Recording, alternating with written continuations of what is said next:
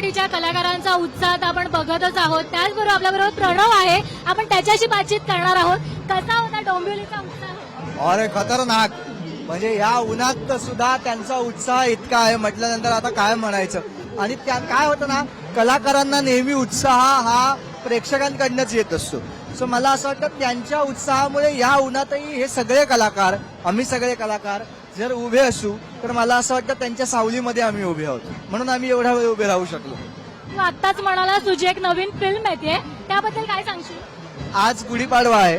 गुढीपाडवा आहे म्हटल्यानंतर मग आपलं नवीन वर्ष आहे. नवीन वर्ष आपण काही ना काहीतरी नवीन सुरुवात म्हणजे गोड खाऊन सुरुवात करतो, बरोबर की नाही.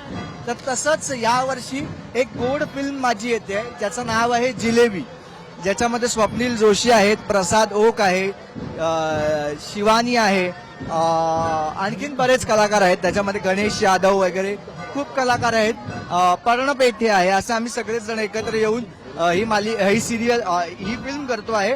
आणि नितीन कांबळे हे त्याचे दिग्दर्शक आहेत. आणि याच्यापेक्षाही मोठी गोष्ट, याचा जो निर्माता आहे तो हिंदीतला निर्माता आहे आणि तो पहिल्यांदा मराठीमध्ये सिनेमा करतो आहे प्रोड्युसर म्हणून.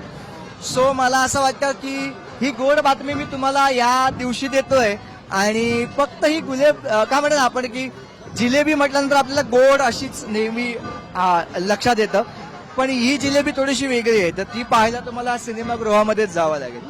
या व्यतिरिक्त एक नाटक मी करतो आहे पुन्हा एकदा, लवकरच त्याची अनाउन्समेंट होईल.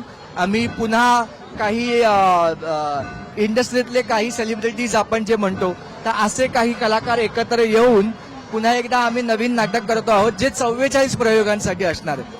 आता कोणतं नाटक आहे हे मी तुम्हाला सांगत नाही, यापूर्वी मी ते नाटक केलेलं आहे, यावेळेला आम्ही पुन्हा 44 प्रयोगांसाठी ते करतोय. आता तुम्ही ओळखा की काय आहे. बरं, पण तुला पुढील वाटचालीसाठी खूप साऱ्या शुभेच्छा आणि गुढीपाडव्याच्या पण खूप साऱ्या शुभेच्छा. Thank you so much. Cameraman Kalpesh सोबत ऐश्वर्या मधुरे सावंत, टाइम्स नाऊ मराठी, डोंबिवली.